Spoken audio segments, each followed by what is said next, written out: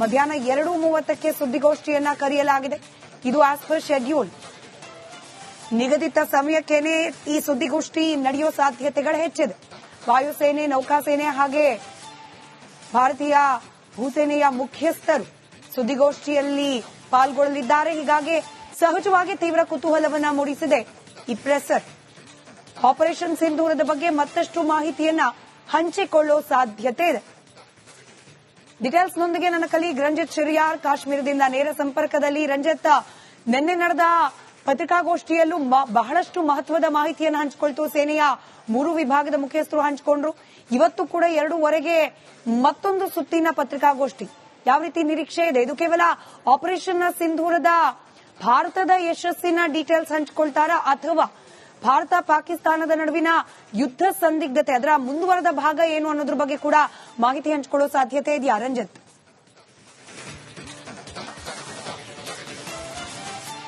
ಸ್ಮಿತಾ, ನಿನ್ನೆ ನಾವು ಹೇಗೆಲ್ಲ ನಾವು ಆಪರೇಷನ್ ಸಿಂಧೂರವನ್ನ ಯಶಸ್ವಿಗೊಳಿಸಿದ್ವಿ, ಅದರ ಭಾಗವಾಗಿ ನಾವು ಮಾಡಿದಂತ ಕಾರ್ಯಾಚರಣೆಗಳು ಹೇಗಿತ್ತು, ಮತ್ತೆ ನಮಗೆ ಕೊಟ್ಟಂತ ಫ್ರೀ ಹ್ಯಾಂಡ್ ಮತ್ತೆ ನಮ್ಮ ಮೇಲೆ ಆದಂತ ಅಟ್ಯಾಕ್ ಅನ್ನ ನಾವು ಹೇಗೆ ನಿಭಾಯಿಸಿದ್ವಿ ಅನ್ನೋದರ ಕುರಿತಾಗಿ ಸಂಪೂರ್ಣ ಮಾಹಿತಿಯನ್ನ ಭಾರತೀಯ ಸೇನೆ ನೀಡಿತ್ತು. ಇವತ್ತು ಭಾರತೀಯ ಸೇನೆ ಮುಂದುವರೆದು ಆಪರೇಷನ್ ಸಿಂಧೂರ 2 ಇದು ಮುಂದುವರೆದು ಹೇಗಿರುತ್ತೆ, ಸೇನಾ ಆಪರೇಷನ್ ಮುಂದಿನ ದಿನಗಳಲ್ಲಿ ನಾವು ಹೇಗೆ ಮಾಡ್ತೀವಿ ಅನ್ನೋದ್ರ ಬಗ್ಗೆ ಸಂಪೂರ್ಣವಾದಂತ ಮಾಹಿತಿಯನ್ನ ಹಂಚಿಕೊಳ್ಳುವಂತ ಸಾಧ್ಯತೆ ಇದೆ. ಇದರ ನಡುವೆ ಡಿಜಿಎಂಒ ಸಭೆ ಕೂಡ ನಡೀತಾ ಇರೋದ್ರಿಂದಾಗಿ ಭಾರತದ ನಿಲುವೇನು ಅನ್ನೋದನ್ನ ದೇಶದ ಮುಂದೆ ತಿಳಿಸುವಂತ ಸಾಧ್ಯತೆಗಳು ಕೂಡ ಇದೆ. 2:15ಕ್ಕೆ ಸುದ್ದಿಗೋಷ್ಠಿಯನ್ನ ಭಾರತೀಯ ಸೇನೆ ಕರೆದಿದೆ. ಅದರ ಜೊತೆಗೆ ನಿನ್ನೆ ಪಾಕಿಸ್ತಾನ ಎಷ್ಟೆಷ್ಟು ಲಾಸ್ ಆಗಿತ್ತು ಅಥವಾ ಎಷ್ಟೆಷ್ಟು ಅಲ್ಲಿ ಡ್ರೋನ್ಗಳಾಗಿರ್ಬೋದು, ವೆಪನ್ಗಳೆಲ್ಲವೂ ಕೂಡ ಡೆಸ್ಟ್ರಾಯ್ ಆಗಿತ್ತು ಅನ್ನೋದ್ರ ಬಗ್ಗೆ ನಿನ್ನೆ ಭಾರತೀಯ ಸೇನೆ ಹೇಳಿತ್ತು. ಸುಮಾರು 35ರಿಂದ 40 ಪಾಕಿಸ್ತಾನದ ಸೈನಿಕರನ್ನ ನಾವು ಹೊಡೆದಾಕಿದ್ದೀವಿ, 100 ಉಗ್ರರನ್ನ ನಾವು ಹೊಡೆದಾಕಿದ್ದೀವಿ, 700ಕ್ಕೂ ಹೆಚ್ಚು ಡ್ರೋನ್ಗಳನ್ನ ನಾವು ಹೊಡೆದಾಕಿದ್ದೀವಿ. ಅದರ ಜೊತೆಗೆ 6 ಪಾಕಿಸ್ತಾನದ ವಾಯುನೆಲೆಗಳನ್ನ ನಾವು ಧ್ವಂಸ ಮಾಡಿದ್ದೀವಿ. ಮತ್ತೆ ನಮ್ಮ ಅಥೆಂಟಿಕ್ ಆಪರೇಷನ್ ಹೇಗಿತ್ತು ಅಂತ ಹೇಳಿದ್ರೆ ಸೀಮಿತವಾದಂತಹ ಜಾಗದ ಮೇಲೆ ನಾವು ದಾಳಿ ಮಾಡಿದ್ವಿ. ಮತ್ತೆ ನಮಗೆ ಸ್ಯಾಟಲೈಟ್ ಪಿಕ್ಚರ್ ಎಲ್ಲವೂ ಕೂಡ ಇಸ್ರೋದಿಂದ ನಮಗೆ ಲಭ್ಯ ಆಗಿತ್ತು ಅನ್ನೋದೆಲ್ಲವೂ ಕೂಡ ನಿನ್ನೆಯ ಅಧಿಕಾರಿಗಳ ಒಂದಿಷ್ಟು ಪತ್ರಿಕಾಗೋಷ್ಠಿಯಲ್ಲಿ ಮಾಹಿತಿ ಲಭ್ಯ ಆಗಿತ್ತು. ಸಂಪೂರ್ಣ ಈಗ ಆಪರೇಷನ್ ಸಿಂಧೂರ ಸಂಪೂರ್ಣ ಮುಗಿದಿದೆ. ಆಪರೇಷನ್ ಸಿಂಧೂರ 2 ಅದರ ಭಾಗವಾಗಿ ನಾವು ಏನನ್ನ ಟಾರ್ಗೆಟ್ ಮಾಡಿದ್ದೀವಿ, ಈಗ ಮುಂದೆ ನಮ್ಮಿರುವಂತ ಚಾಲೆಂಜ್ಗಳು ಏನು, ಪಾಕಿಸ್ತಾನ ಒಂದು ವೇಳೆ ಪಿಒಕೆ ವಿಚಾರವಾಗಿ ಮೊಂಡುತನವನ್ನ ಮುಂದುವರಿಸಿತು ಅನ್ನೋದಾದ್ರೆ ನಮ್ಮ ಸೇನಾ ಆಪರೇಷನ್ಗಳೆಲ್ಲವೂ ಕೂಡ ಹೇಗಾಗುತ್ತೆ ಅನ್ನೋದ್ರ ಬಗ್ಗೆಯೂ ಕೂಡ ಹೇಳಿತ್ತು. ಪಿಕ್ಚರ್ ಅಭಿ ಬಾಕಿ ಹೇ ಅನ್ನೋ ಬಗ್ಗೆ ವಾಯು ಸೇನೆ ಏರ್ ಸ್ಟ್ರೈಕ್ ಅನ್ನು ಮಾಡಿ ಮೊನ್ನೆ ಸಂಪೂರ್ಣ ಕೆಲವು ಭಾಗಗಳನ್ನ ಭಯೋತ್ಪಾದಕ ನೆಲೆಗಳನ್ನ ಧ್ವಂಸ ಮಾಡಿತ್ತು 9 ಕಡೆಗಳಲ್ಲಿ. ಅದರ ಮುಂದುವರೆದ ಕಾರ್ಯಾಚರಣೆ ಹೇಗಿರುತ್ತೆ ಅನ್ನೋದ್ರ ಬಗ್ಗೆಯೂ ಕೂಡ ಒಂದಿಷ್ಟು ಮಾಹಿತಿಯನ್ನ ಹಂಚಿಕೊಳ್ಳುವಂತ ಸಾಧ್ಯತೆ ಇದೆ. ಮತ್ತೆ ಸೇನೆಗೆ ಭಾರತೀಯ ಸರ್ಕಾರ ಕೊಟ್ಟಂತ ಫ್ರೀ ಹ್ಯಾಂಡ್ ಈ ಕುರಿತಾಗಿಯೂ ಕೂಡ ಮಾಹಿತಿಗಳನ್ನು ಹಂಚಿಕೊಳ್ಳುವಂತ ಸಾಧ್ಯತೆ ಇದೆ. ಮತ್ತೊಂದು ಕಡೆಯಲ್ಲಿ ಇಡೀ ದೇಶವೇ ಈಗ ಎದುರು ನೋಡ್ತಾ ಇರೋದು ಪಾಕಿಸ್ತಾನದ ವಿರುದ್ಧ ನಾವು ಕದನ ವಿರಾಮವನ್ನ ಘೋಷಿಸಬಾರದು, ಮುಂದುವರೆದು ಕಾರ್ಯಾಚರಣೆಯನ್ನ ಮಾಡಿ ಭಾರತಕ್ಕೆ ಸವಾಲಾಗಿರುವಂತಹ ಈ ಭಯೋತ್ಪಾದಕರ ಸಂಪೂರ್ಣ ನೆಲೆಗಳು ಅದೆಲ್ಲವನ್ನ ಧ್ವಂಸ ಮಾಡೋದ್ರ ಜೊತೆಗೆ ಪಾಕಿಸ್ತಾನ ಏನೀಗ ಬೆನ್ನಿಗೆ ಚೂರಿ ಹಾಕ್ತಾ ಇದೆ, ಅದಕ್ಕೊಂದು ತಕ್ಕ ಶಾಸ್ತಿ ಆಗಬೇಕು ಅನ್ನೋದು ಭಾರತೀಯರ ನಿಲುವಾಗಿದೆ. ಈ ನಿಟ್ಟಿನಲ್ಲಿ ಭಾರತೀಯ ಸೇನೆಯ ಕಾರ್ಯಾಚರಣೆ ಮತ್ತೆ ಕ್ಷಿಪ್ರ ಯೋಚನೆ ಏನು ಅನ್ನೋದ್ರ ಬಗ್ಗೆಯೂ ಕೂಡ ಒಂದಿಷ್ಟು ಮಾಹಿತಿಗಳನ್ನ ದೇಶದ ನಾಗರಿಕರ ಮುಂದೆ ಹಂಚಿಕೊಳ್ಳುವಂತ ಸಾಧ್ಯತೆ ಇದೆ. ಸದ್ಯ ಗಡಿ ಭಾಗದಲ್ಲಿ ನಾವೆಷ್ಟು ಕಟ್ಟೆಚ್ಚರದಿಂದ ಇದ್ದೀವಿ, ಪಾಕಿಸ್ತಾನ ಇವತ್ತು ಒಂದ್ ವೇಳೆ ಡಿಜಿಎಂಒ ಸಭೆಯಲ್ಲಿ ಮಾತುಕತೆ ವಿಫಲ ಆಯಿತು ಅನ್ನೋದಾದ್ರೆ ಸೇನಾ ಕಾರ್ಯಾಚರಣೆ ಮುಂದೆ ಹೇಗೆ, ಅದಕ್ಕೆ ಸನ್ನದ್ಧ ಸ್ಥಿತಿಯ ಬಗ್ಗೆಯೂ ಕೂಡ ಮಾಹಿತಿಗಳನ್ನು ಹಂಚಿಕೊಳ್ಳುವಂತ ಸಾಧ್ಯತೆ ಇದೆ. ಸದ್ಯಕ್ಕೆ ಕದನ ವಿರಾಮ ಈಗ ಘೋಷಣೆಯಾಗಿ ಒಂದು ಹಂತಕ್ಕೆ ಈಗ ತಹಬದಿಗೆ ಬಂದಂಗೆ ಕಂಡು ಬರ್ತಾ ಇದ್ರು ಕೂಡ ಗಡಿಗಳಲ್ಲಿ ಅಘೋಷಿತವಾದಂತಹ ಒಂದು ಬಂದ್ ಕಾಣಿಸ್ತಾ ಇದೆ. ನೋಡಿ, ನಿಮ್ಗೆ ಎಲ್ಲ ಅಂಗಡಿ ಮುಗ್ಗಟ್ಟುಗಳೆಲ್ಲವೂ ಕೂಡ ಬಂದಾಗಿದ್ದಾವೆ. ಇದು ಬಾಂಡಿ ಅನ್ನುವ ಮಾರ್ಕೆಟ್. ಈ ಮಾರ್ಕೆಟ್ ನಲ್ಲಿ ಸುಮಾರು ಒಂದು 25ರಿಂದ 30 ಅಂಗಡಿಗಳಿದಾವೆ. ಎಲ್ಲಾ ಅಂಗಡಿಗಳು ಬಂದಾಗಿದ್ದಾವೆ. ಸಂಜೆ ಹೊತ್ತಿಗೆ ಸೈರನ್ ಮೊಳಗುತ್ತೆ. ಸೈರನ್ ಮೊಳಗದಾಗ ಇಲ್ಲಿ ಯಾರಿಗ ಜನ ಮಾರ್ಕೆಟ್ ನಲ್ಲಿ ಒಬ್ರೋ ಇಬ್ರೋ ಇದ್ದಾರೆ, ಅವರೆಲ್ಲರೂ ಕೂಡ ತಮ್ಮ ಮನೆಗಳಿಗೆ ಹೋಗ್ತಾರೆ. ಇಲ್ಲೂ ಕೂಡ ಅಟ್ಯಾಕ್ ಆಗಿತ್ತು, ಇಲ್ಲೂ ಕೂಡ ಅಟ್ಯಾಕ್ ಆಗಿ ನೀವು ನೋಡ್ತಾ ಇದ್ರಲ್ಲ, ಅಲ್ಲೆಲ್ಲವೂ ಕೊಲ್ಯಾಪ್ಸ್ ಆಗಿರುವಂತ ಅಂಗಡಿಗಳೆಲ್ಲ ಕಾಣಿಸ್ತಾ ಇದ್ರಲ್ಲ, ಇದು ಅಪ್ರಚೋದಿತ ಶೆಲ್ ದಾಳಿಯಾಗಿ, ಗುಂಡಿನ ದಾಳಿಯಾಗಿ ಆಗಿರುವಂತಹ ಹಾನಿ ಇದು. ಈ ಭಾಗದಲ್ಲೂ ಕೂಡ ಈ ರೀತಿಯ ಒಂದು ಆತಂಕ ಇದೆ. ಈ ಭಾಗಕ್ಕೆ ಸುಮಾರು ಹಾಜಿಪುರ ಅನ್ನುವ ಪಾಕಿಸ್ತಾನದ ಗಡಿ ಗ್ರಾಮದ ಪಾಕಿಸ್ತಾನದ ಸೇನೆ ಇಲ್ಲಿ ಗುಂಡಿನ ದಾಳಿಯನ್ನು ಮಾಡಿದೆ. ಬಾಂಡಿ ಅನ್ನುವ ಊರು, ಇಲ್ಲಿಂದ ಸುಮಾರು 10 ಕಿಲೋಮೀಟರ್ ದಾಟಿ ಹೋದ್ರೆ ಅಲ್ಲಿ ನಮಗೆ ಪಾಕಿಸ್ತಾನದ ಬಾರ್ಡರ್ ಅಲ್ಲಿ ಭಾರತ ಮತ್ತೆ ಪಾಕಿಸ್ತಾನದ ಸೇನೆ ನಡುವೆ ಗುಂಡಿನ ಚಕಮಕಿ ಆಗ್ತಾನೆ ಇರುತ್ತೆ. ಶೆಲ್ ದಾಳಿಯನ್ನ ನಾಗರಿಕರನ್ನ ಗುರಿಯಾಗಿಸಿಕೊಂಡು ಪಾಕಿಸ್ತಾನ ಮಾಡುತ್ತೆ. ಇದೆಲ್ಲವೂ ಈ ಸದ್ಯದ ಗಡಿಯಲ್ಲಿ ಕಂಡು ಬರ್ತಿರುವಂತದ್ದು. ಮತ್ತೊಂದು ಕಡೆಯಲ್ಲಿ ನೋಡಿ, ಸಣ್ಣ ಸಣ್ಣ ಅಂಗಡಿಗಳನ್ನ ಈಗ ಓಪನ್ ಮಾಡೋದಕ್ಕೂ ಕೂಡ ಹೊರಟಿದ್ದಾರೆ. ಅಂದ್ರೆ ಒಂದ್ ರೀತಿಯಲ್ಲಿ ಈಗ ಆತಂಕದ ಕಾರ್ಮೋಡ ಕವಿದು ಅದೆಲ್ಲವೂ ಕೂಡ ನಿಧಾನಕ್ಕೆ ಸರಿಯುತ್ತಿದೆ ಅನ್ನೋ ಸಮಯದಲ್ಲಿ ಈಗ ಒಬ್ಬೊಬ್ಬರೇ ಇಲ್ಲೆಲ್ಲ ಕಾಣಿಸ್ಕೊಳ್ಳೋದನ್ನ ತಾವು ನೋಡ್ತಾ ಇದೀರಿ. ನಿನ್ನೆ ಮೊನ್ನೆ ಎಲ್ಲ ಕೂಡ ಇಲ್ಲಿ ಬರೋದಕ್ಕೆ ಭಯ ಪಡ್ತಾ ಇದ್ರು. ಯಾಕಂತ ಹೇಳಿದ್ರೆ ಯಾವ ಸಮಯದಲ್ಲಿ ಇಲ್ಲಿ ಅಟ್ಯಾಕ್ ಆಗುತ್ತೋ ಅನ್ನೋದು ಗೊತ್ತಿಲ್ಲ ಅಂತ ಹೇಳಿ. ನಮ್ ವಿಜಯ್ ಆ ಕಡೆ ಪ್ಯಾನ್ ಮಾಡಿ ತೋರಿಸಿದ್ರೆ ಆ ಕಡೆ ಕಾಣಿಸೋದೆ ನಿಮ್ಗೆ ಹಾಜಿಪುರದ ಆ ಪಹಡ್ ಜಾಗ. ಆ ಪಹಡ್ ಜಾಗದಿಂದಲೇ ಶೆಲ್ಗಳ ದಾಳಿ ಆಗಿತ್ತು ಅನ್ನೋದ್ರ ಬಗ್ಗೆ ನಾವು ನಿರಂತರವಾಗಿ ವರದಿಯನ್ನ ಮಾಡಿದ್ವಿ. ಈಗ ಇಲ್ಲಿ ಒಂದು ಹಂತಕ್ಕೆ ಎಲ್ಲರೂ ಕೂಡ ನಿಟ್ಟುಸಿರು ಬಿಡ್ತಾ ಇದ್ದಾರೆ. ಯಾಕಂತ ಹೇಳಿದ್ರೆ ನಿನ್ನೆ ಶೆಲ್ಲಿಂಗ್ ಆಗಿಲ್ಲ, ನಿನ್ನೆ ಗುಂಡಿನ ದಾಳಿ ಆಗಿಲ್ಲ. ಹಾಗಾಗಿ ಜನ ಸ್ವಲ್ಪ ಈಗ ನಿರಾಳರಾಗಿದ್ದಾರೆ, ನಿಟ್ಟುಸಿರು ಬಿಟ್ಟಿದ್ದಾರೆ. ನಿಧಾನ ತಮ್ಮ ಬದುಕಿನತ್ತ ಈಗ ಅವರು ತೆರೆದುಕೊಳ್ತಾ ಇದ್ದಾರೆ.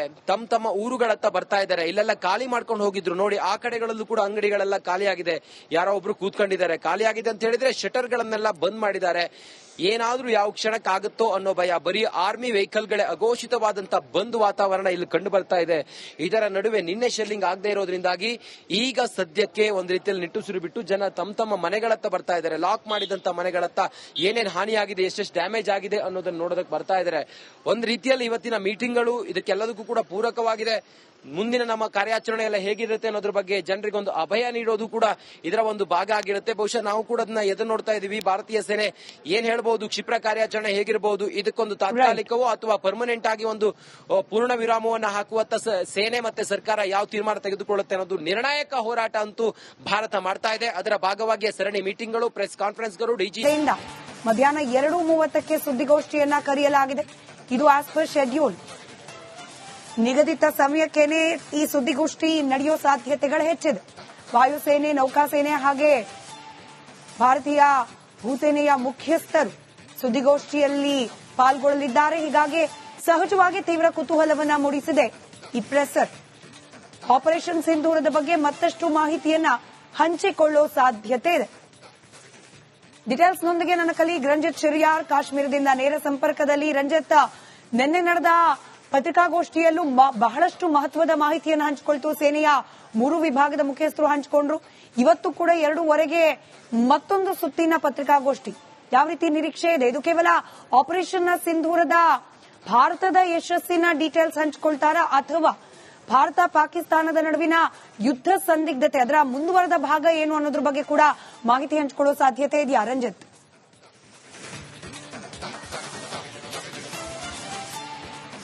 ನಿನ್ನೆ ನಾವು ಹೇಗೆಲ್ಲ ನಾವು ಆಪರೇಷನ್ ಸಿಂಧೂರವನ್ನ ಯಶಸ್ವಿಗೊಳಿಸಿದ್ವಿ, ಅದರ ಭಾಗವಾಗಿ ನಾವು ಮಾಡಿದಂತ ಕಾರ್ಯಾಚರಣೆಗಳು ಹೇಗಿತ್ತು, ಮತ್ತೆ ನಮಗೆ ಕೊಟ್ಟಂತ ಫ್ರೀ ಹ್ಯಾಂಡ್ ಮತ್ತೆ ನಮ್ಮ ಮೇಲೆ ಆದಂತ ಅಟ್ಯಾಕ್ ಅನ್ನ ನಾವು ಹೇಗೆ ನಿಭಾಯಿಸಿದ್ವಿ ಅನ್ನೋದರ ಕುರಿತಾಗಿ ಸಂಪೂರ್ಣ ಮಾಹಿತಿಯನ್ನ ಭಾರತೀಯ ಸೇನೆ ನೀಡಿತ್ತು. ಇವತ್ತು ಭಾರತೀಯ ಸೇನೆ ಮುಂದುವರೆದು ಆಪರೇಷನ್ ಸಿಂಧೂರ 2 ಇದು ಮುಂದುವರೆದು ಹೇಗಿರುತ್ತೆ, ಸೇನಾ ಆಪರೇಷನ್ ಮುಂದಿನ ದಿನಗಳಲ್ಲಿ ನಾವು ಹೇಗೆ ಮಾಡ್ತೀವಿ ಅನ್ನೋದ್ರ ಬಗ್ಗೆ ಸಂಪೂರ್ಣವಾದಂತ ಮಾಹಿತಿಯನ್ನ ಹಂಚಿಕೊಳ್ಳುವಂತ ಸಾಧ್ಯತೆ ಇದೆ. ಇದರ ನಡುವೆ ಡಿಜಿಎಂಒ ಸಭೆ ಕೂಡ ನಡೀತಾ ಇರೋದ್ರಿಂದಾಗಿ ಭಾರತದ ನಿಲುವೇನು ಅನ್ನೋದನ್ನ ದೇಶದ ಮುಂದೆ ತಿಳಿಸುವಂತ ಸಾಧ್ಯತೆಗಳು ಕೂಡ ಇದೆ. 2:15ಕ್ಕೆ ಸುದ್ದಿಗೋಷ್ಠಿಯನ್ನ ಭಾರತೀಯ ಸೇನೆ ಕರೆದಿದೆ. ಅದರ ಜೊತೆಗೆ ನಿನ್ನೆ ಪಾಕಿಸ್ತಾನ ಎಷ್ಟೆಷ್ಟು ಲಾಸ್ ಆಗಿತ್ತು ಅಥವಾ ಎಷ್ಟೆಷ್ಟು ಅಲ್ಲಿ ಡ್ರೋನ್ಗಳಾಗಿರ್ಬೋದು, ವೆಪನ್ಗಳೆಲ್ಲವೂ ಕೂಡ ಡೆಸ್ಟ್ರಾಯ್ ಆಗಿತ್ತು ಅನ್ನೋದ್ರ ಬಗ್ಗೆ ನಿನ್ನೆ ಭಾರತೀಯ ಸೇನೆ ಹೇಳಿತ್ತು. ಸುಮಾರು 35ರಿಂದ 40 ಪಾಕಿಸ್ತಾನದ ಸೈನಿಕರನ್ನ ನಾವು ಹೊಡೆದಾಕಿದ್ದೀವಿ, 100 ಉಗ್ರರನ್ನ ನಾವು ಹೊಡೆದಾಕಿದ್ದೀವಿ, 700ಕ್ಕೂ ಹೆಚ್ಚು ಡ್ರೋನ್ಗಳನ್ನ ನಾವು ಹೊಡೆದಾಕಿದ್ದೀವಿ. ಅದರ ಜೊತೆಗೆ 6 ಪಾಕಿಸ್ತಾನದ ವಾಯುನೆಲೆಗಳನ್ನ ನಾವು ಧ್ವಂಸ ಮಾಡಿದ್ದೀವಿ. ಮತ್ತೆ ನಮ್ಮ ಅಥೆಂಟಿಕ್ ಆಪರೇಷನ್ ಹೇಗಿತ್ತು ಅಂತ ಹೇಳಿದ್ರೆ ಸೀಮಿತವಾದಂತಹ ಜಾಗದ ಮೇಲೆ ನಾವು ದಾಳಿ ಮಾಡಿದ್ವಿ. ಮತ್ತೆ ನಮಗೆ ಸ್ಯಾಟಲೈಟ್ ಪಿಕ್ಚರ್ ಎಲ್ಲವೂ ಕೂಡ ಇಸ್ರೋದಿಂದ ನಮಗೆ ಲಭ್ಯ ಆಗಿತ್ತು ಅನ್ನೋದೆಲ್ಲವೂ ಕೂಡ ನಿನ್ನೆಯ ಅಧಿಕಾರಿಗಳ ಒಂದಿಷ್ಟು ಪತ್ರಿಕಾಗೋಷ್ಠಿಯಲ್ಲಿ ಮಾಹಿತಿ ಲಭ್ಯ ಆಗಿತ್ತು. ಸಂಪೂರ್ಣ ಈಗ ಆಪರೇಷನ್ ಸಿಂಧೂರ ಸಂಪೂರ್ಣ ಮುಗಿದಿದೆ. ಆಪರೇಷನ್ ಸಿಂಧೂರ 2 ಅದರ ಭಾಗವಾಗಿ ನಾವು ಏನನ್ನ ಟಾರ್ಗೆಟ್ ಮಾಡಿದ್ದೀವಿ, ಈಗ ಮುಂದೆ ನಮ್ಮಿರುವಂತ ಚಾಲೆಂಜ್ಗಳು ಏನು, ಪಾಕಿಸ್ತಾನ ಒಂದು ವೇಳೆ ಪಿಒಕೆ ವಿಚಾರವಾಗಿ ಮೊಂಡುತನವನ್ನ ಮುಂದುವರಿಸ್ತು ಅನ್ನೋದಾದ್ರೆ ನಮ್ಮ ಸೇನಾ ಆಪರೇಷನ್ಗಳೆಲ್ಲವೂ ಕೂಡ ಹೇಗಾಗುತ್ತೆ ಅನ್ನೋದ್ರ ಬಗ್ಗೆಯೂ ಕೂಡ ಹೇಳಿತ್ತು. ಪಿಕ್ಚರ್ ಅಭಿ ಬಾಕಿ ಹೇ ಅನ್ನೋ ಬಗ್ಗೆ ವಾಯು ಸೇನೆ ಏರ್ ಸ್ಟ್ರೈಕ್ ಅನ್ನ ಮಾಡಿ ಮೊನ್ನೆ ಸಂಪೂರ್ಣ ಕೆಲವು ಭಾಗಗಳನ್ನ ಭಯೋತ್ಪಾದಕ ನೆಲೆಗಳನ್ನ ಧ್ವಂಸ ಮಾಡಿತ್ತು 9 ಕಡೆಗಳಲ್ಲಿ. ಅದರ ಮುಂದುವರೆದ ಕಾರ್ಯಾಚರಣೆ ಹೇಗಿರುತ್ತೆ ಅನ್ನೋದ್ರ ಬಗ್ಗೆಯೂ ಕೂಡ ಒಂದಿಷ್ಟು ಮಾಹಿತಿಯನ್ನ ಹಂಚಿಕೊಳ್ಳುವಂತ ಸಾಧ್ಯತೆ ಇದೆ. ಮತ್ತೆ ಸೇನೆಗೆ ಭಾರತೀಯ ಸರ್ಕಾರ ಕೊಟ್ಟಂತ ಫ್ರೀ ಹ್ಯಾಂಡ್ ಈ ಕುರಿತಾಗಿಯೂ ಕೂಡ ಮಾಹಿತಿಗಳನ್ನ ಹಂಚಿಕೊಳ್ಳುವಂತ ಸಾಧ್ಯತೆ ಇದೆ. ಮತ್ತೊಂದು ಕಡೆಯಲ್ಲಿ ಇಡೀ ದೇಶವೇ ಈಗ ಎದುರು ನೋಡ್ತಾ ಇರೋದು ಪಾಕಿಸ್ತಾನದ ವಿರುದ್ಧ ನಾವು ಕದನ ವಿರಾಮವನ್ನ ಘೋಷಿಸಬಾರದು, ಮುಂದುವರೆದು ಕಾರ್ಯಾಚರಣೆಯನ್ನ ಮಾಡಿ ಭಾರತಕ್ಕೆ ಸವಾಲಾಗಿರುವಂತಹ ಈ ಭಯೋತ್ಪಾದಕರ ಸಂಪೂರ್ಣ ನೆಲೆಗಳು ಅದೆಲ್ಲವನ್ನ ಧ್ವಂಸ ಮಾಡೋದ್ರ ಜೊತೆಗೆ ಪಾಕಿಸ್ತಾನ ಏನೀಗ ಬೆನ್ನಿಗೆ ಚೂರಿ ಹಾಕ್ತಾ ಇದೆ, ಅದಕ್ಕೊಂದು ತಕ್ಕ ಶಾಸ್ತಿ ಆಗಬೇಕು ಅನ್ನೋದು ಭಾರತೀಯರ ನಿಲುವಾಗಿದೆ. ಈ ನಿಟ್ಟಿನಲ್ಲಿ ಭಾರತೀಯ ಸೇನೆಯ ಕಾರ್ಯಾಚರಣೆ ಮತ್ತೆ ಕ್ಷಿಪ್ರ ಯೋಚನೆ ಏನು ಅನ್ನೋದ್ರ ಬಗ್ಗೆಯೂ ಕೂಡ ಒಂದಿಷ್ಟು ಮಾಹಿತಿಗಳನ್ನ ದೇಶದ ನಾಗರಿಕರ ಮುಂದೆ ಹಂಚಿಕೊಳ್ಳುವಂತ ಸಾಧ್ಯತೆ ಇದೆ. ಸದ್ಯ ಗಡಿ ಭಾಗದಲ್ಲಿ ನಾವೆಷ್ಟು ಕಟ್ಟೆಚ್ಚರದಿಂದ ಇದ್ದೀವಿ. ಪಾಕಿಸ್ತಾನ ಇವತ್ತು ಒಂದ್ ವೇಳೆ ಡಿಜಿಎಂಒ ಸಭೆಯಲ್ಲಿ ಮಾತುಕತೆ ವಿಫಲ ಆಯಿತು ಅನ್ನೋದಾದ್ರೆ ಸೇನಾ ಕಾರ್ಯಾಚರಣೆ ಮುಂದೆ ಹೇಗೆ, ಅದಕ್ಕೆ ಸನ್ನದ್ಧ ಸ್ಥಿತಿಯ ಬಗ್ಗೆಯೂ ಕೂಡ ಮಾಹಿತಿಗಳನ್ನ ಹಂಚಿಕೊಳ್ಳುವಂತ ಸಾಧ್ಯತೆ ಇದೆ. ಸದ್ಯಕ್ಕೆ ಕದನ ವಿರಾಮ ಈಗ ಘೋಷಣೆಯಾಗಿ ಒಂದು ಹಂತಕ್ಕೆ ಈಗ ತಹಬದಿಗೆ ಬಂದಂಗೆ ಕಂಡು ಬರ್ತಾ ಇದ್ರು ಕೂಡ ಗಡಿಗಳಲ್ಲಿ ಅಘೋಷಿತವಾದಂತಹ ಒಂದು ಬಂದ್ ಕಾಣಿಸ್ತಾ ಇದೆ. ನೋಡಿ, ನಿಮ್ಗೆ ಎಲ್ಲ ಅಂಗಡಿ ಮುಗ್ಗಟ್ಟುಗಳೆಲ್ಲವೂ ಕೂಡ ಬಂದಾಗಿದ್ದಾವೆ. ಇದು ಬಾಂಡಿ ಅನ್ನುವ ಮಾರ್ಕೆಟ್. ಈ ಮಾರ್ಕೆಟ್ ನಲ್ಲಿ ಸುಮಾರು ಒಂದು 25ರಿಂದ 30 ಅಂಗಡಿಗಳಿದಾವೆ. ಎಲ್ಲಾ ಅಂಗಡಿಗಳು ಬಂದಾಗಿದ್ದಾವೆ. ಸಂಜೆ ಹೊತ್ತಿಗೆ ಸೈರನ್ ಮೊಳಗುತ್ತೆ. ಸೈರನ್ ಮೊಳಗದಾಗ ಇಲ್ಲಿ ಯಾರಿಗ ಜನ ಮಾರ್ಕೆಟ್ ನಲ್ಲಿ ಒಬ್ರೋ ಇಬ್ರೋ ಇದ್ದಾರೆ, ಅವರೆಲ್ಲರೂ ಕೂಡ ತಮ್ಮ ಮನೆಗಳಿಗೆ ಹೋಗ್ತಾರೆ. ಇಲ್ಲೂ ಕೂಡ ಅಟ್ಯಾಕ್ ಆಗಿತ್ತು. ಇಲ್ಲೂ ಕೂಡ ಅಟ್ಯಾಕ್ ಆಗಿ ನೀವು ನೋಡ್ತಾ ಇದ್ರಲ್ಲ, ಅಲ್ಲೆಲ್ಲವೂ ಕೊಲ್ಯಾಪ್ಸ್ ಆಗಿರುವಂತ ಅಂಗಡಿಗಳೆಲ್ಲ ಕಾಣಿಸ್ತಾ ಇದ್ರಲ್ಲ. ಇದು ಅಪ್ರಚೋದಿತ ಶೆಲ್ ದಾಳಿಯಾಗಿ, ಗುಂಡಿನ ದಾಳಿಯಾಗಿ ಆಗಿರುವಂತ ಹಾನಿ ಇದು. ಈ ಭಾಗದಲ್ಲೂ ಕೂಡ ಈ ರೀತಿಯ ಒಂದು ಆತಂಕ ಇದೆ. ಈ ಭಾಗಕ್ಕೆ ಸುಮಾರು ಹಾಜಿಪುರ ಅನ್ನುವ ಪಾಕಿಸ್ತಾನದ ಗಡಿ ಗ್ರಾಮದ ಪಾಕಿಸ್ತಾನದ ಸೇನೆ ಇಲ್ಲಿ ಗುಂಡಿನ ದಾಳಿಯನ್ನು ಮಾಡಿದೆ. ಬಾಂಡಿ ಅನ್ನುವ ಊರು, ಇಲ್ಲಿಂದ ಸುಮಾರು 10 ಕಿಲೋಮೀಟರ್ ದಾಟಿ ಹೋದ್ರೆ ಅಲ್ಲಿ ನಮಗೆ ಪಾಕಿಸ್ತಾನದ ಬಾರ್ಡರ್ ಕಾಣ. ಅಲ್ಲಿ ಭಾರತ ಮತ್ತೆ ಪಾಕಿಸ್ತಾನದ ಸೇನೆ ನಡುವೆ ಗುಂಡಿನ ಚಕಮಕಿ ಆಗ್ತಾನೆ ಇರುತ್ತೆ. ಶೆಲ್ ದಾಳಿಯನ್ನ ನಾಗರಿಕರನ್ನ ಗುರಿಯಾಗಿಸಿಕೊಂಡು ಪಾಕಿಸ್ತಾನ ಮಾಡುತ್ತೆ. ಇದೆಲ್ಲವೂ ಈ ಸದ್ಯದ ಗಡಿಯಲ್ಲಿ ಕಂಡು ಬರ್ತಿರುವಂತದ್ದು. ಮತ್ತೊಂದು ಕಡೆಯಲ್ಲಿ ನೋಡಿ, ಸಣ್ಣ ಸಣ್ಣ ಅಂಗಡಿಗಳನ್ನ ಈಗ ಓಪನ್ ಮಾಡೋದಕ್ಕೂ ಕೂಡ ಹೊರಟಿದ್ದಾರೆ. ಅಂದ್ರೆ ಒಂದ್ ರೀತಿಯಲ್ಲಿ ಈಗ ಆತಂಕದ ಕಾರ್ಮೋಡ ಕವಿದು ಅದೆಲ್ಲವೂ ಕೂಡ ನಿಧಾನಕ್ಕೆ ಸರಿಯುತ್ತಿದೆ ಅನ್ನೋ ಸಮಯದಲ್ಲಿ ಈಗ ಒಬ್ಬೊಬ್ಬರೇ ಇಲ್ಲೆಲ್ಲ ಕಾಣಿಸ್ಕೊಳ್ಳೋದನ್ನ ತಾವು ನೋಡ್ತಾ ಇದೀರಿ. ನಿನ್ನೆ ಮೊನ್ನೆ ಎಲ್ಲ ಕೂಡ ಇಲ್ಲಿ ಬರೋದಕ್ಕೆ ಭಯ ಪಡ್ತಾ ಇದ್ರು. ಯಾಕಂತ ಹೇಳಿದ್ರೆ ಯಾವ ಸಮಯದಲ್ಲಿ ಇಲ್ಲಿ ಅಟ್ಯಾಕ್ ಆಗುತ್ತೋ ಅನ್ನೋದು ಗೊತ್ತಿಲ್ಲ ಅಂತ ಹೇಳಿ. ನಮ್ ವಿಜಯ್ ಆ ಕಡೆ ಪ್ಯಾನ್ ಮಾಡಿ ತೋರಿಸಿದ್ರೆ ಆ ಕಡೆ ಕಾಣಿಸೋದೆ ನಿಮ್ಗೆ ಹಾಜಿಪುರದ ಆ ಪಹಡ್ ಜಾಗ. ಆ ಪಹಡ್ ಜಾಗದಿಂದಲೇ ಶೆಲ್ಗಳ ದಾಳಿ ಆಗಿತ್ತು ಅನ್ನೋದ್ರ ಬಗ್ಗೆ ನಾವು ನಿರಂತರವಾಗಿ ವರದಿಯನ್ನ ಮಾಡಿದ್ವಿ. ಈಗ ಇಲ್ಲಿ ಒಂದು ಹಂತಕ್ಕೆ ಎಲ್ಲರೂ ಕೂಡ ನಿಟ್ಟುಸಿರು ಬಿಡ್ತಾ ಇದ್ದಾರೆ. ಯಾಕಂತ ಹೇಳಿದ್ರೆ ನಿನ್ನೆ ಶೆಲ್ಲಿಂಗ್ ಆಗಿಲ್ಲ, ನಿನ್ನೆ ಗುಂಡಿನ ದಾಳಿ ಆಗಿಲ್ಲ. ಹಾಗಾಗಿ ಜನ ಸ್ವಲ್ಪ ಈಗ ನಿರಾಳರಾಗಿದ್ದಾರೆ, ನಿಟ್ಟುಸಿರು ಬಿಟ್ಟಿದ್ದಾರೆ. ನಿಧಾನ ತಮ್ಮ ಬದುಕಿನತ್ತ ಈಗ ಅವರು ತೆರೆದುಕೊಳ್ತಾ ಇದ್ದಾರೆ. ತಮ್ಮ ಊರುಗಳತ್ತ ಬರ್ತಾ ಇದ್ದಾರೆ. ಇಲ್ಲೆಲ್ಲ ಖಾಲಿ ಮಾಡ್ಕೊಂಡು ಹೋಗಿದ್ರು. ನೋಡಿ, ಆ ಕಡೆಗಳಲ್ಲೂ ಕೂಡ ಅಂಗಡಿಗಳೆಲ್ಲ ಖಾಲಿಯಾಗಿದೆ. ಯಾರೋ ಒಬ್ರು ಕೂತ್ಕೊಂಡಿದ್ದಾರೆ. ಖಾಲಿಯಾಗಿದೆ ಅಂತ ಹೇಳಿದ್ರೆ ಶಟರ್ ಗಳನ್ನೆಲ್ಲ ಬಂದ್ ಮಾಡಿದ್ದಾರೆ. ಏನಾದ್ರೂ ಯಾವ ಕ್ಷಣಕ್ಕಾಗುತ್ತೋ ಅನ್ನೋ ಭಯ. ಬರೀ ಆರ್ಮಿ ವೆಹಿಕಲ್ಗಳೇ ಅಘೋಷಿತವಾದಂತ ಬಂದ್ ವಾತಾವರಣ ಇಲ್ಲಿ ಕಂಡು ಬರ್ತಾ ಇದೆ. ಇದರ ನಡುವೆ ನಿನ್ನೆ ಶೆಲ್ಲಿಂಗ್ ಆಗದೆ ಇರೋದ್ರಿಂದಾಗಿ ಈಗ ಸದ್ಯಕ್ಕೆ ಒಂದ್ ರೀತಿಯಲ್ಲಿ ನಿಟ್ಟುಸಿರು ಬಿಟ್ಟು ಜನ ತಮ್ಮ ಮನೆಗಳತ್ತ ಬರ್ತಾ ಇದ್ದಾರೆ. ಲಾಕ್ ಮಾಡಿದಂತ ಮನೆಗಳತ್ತ ಏನೇನ್ ಹಾನಿಯಾಗಿದೆ, ಎಷ್ಟೆಷ್ಟು ಡ್ಯಾಮೇಜ್ ಆಗಿದೆ ಅನ್ನೋದನ್ನ ನೋಡೋದಕ್ಕೆ ಬರ್ತಾ ಇದ್ದಾರೆ. ಒಂದ್ ರೀತಿಯಲ್ಲಿ ಇವತ್ತಿನ ಮೀಟಿಂಗ್ಗಳು ಇದಕ್ಕೆಲ್ಲದಕ್ಕೂ ಕೂಡ ಪೂರಕವಾಗಿದೆ. ಮುಂದಿನ ನಮ್ಮ ಕಾರ್ಯಾಚರಣೆ ಎಲ್ಲ ಹೇಗಿರುತ್ತೆ ಅನ್ನೋದ್ರ ಬಗ್ಗೆ ಜನರಿಗೊಂದು ಅಭಯ ನೀಡೋದು ಕೂಡ ಇದರ ಒಂದು ಭಾಗ ಆಗಿರುತ್ತೆ. ಬಹುಶಃ ನಾವು ಕೂಡ ಅದನ್ನ ಎದುರು ನೋಡ್ತಾ ಇದೀವಿ. ಭಾರತೀಯ ಸೇನೆ ಏನ್ ಹೇಳ್ಬಹುದು, ಕ್ಷಿಪ್ರ ಕಾರ್ಯಾಚರಣೆ ಹೇಗಿರಬಹುದು, ಇದಕ್ಕೊಂದು ತಾತ್ಕಾಲಿಕವೋ ಅಥವಾ ಪರ್ಮನೆಂಟ್ ಆಗಿ ಒಂದು ಪೂರ್ಣ ವಿರಾಮವನ್ನು ಹಾಕುವತ್ತ ಸೇನೆ ಮತ್ತೆ ಸರ್ಕಾರ ಯಾವ ತೀರ್ಮಾನ ತೆಗೆದುಕೊಳ್ಳುತ್ತೆ ಅನ್ನೋದು ನಿರ್ಣಾಯಕ ಹೋರಾಟ ಅಂತೂ ಭಾರತ ಮಾಡ್ತಾ ಇದೆ. ಅದರ ಭಾಗವಾಗಿ ಸರಣಿ ಮೀಟಿಂಗ್ಗಳು, ಪ್ರೆಸ್ ಕಾನ್ಫರೆನ್ಸ್ಗಳು,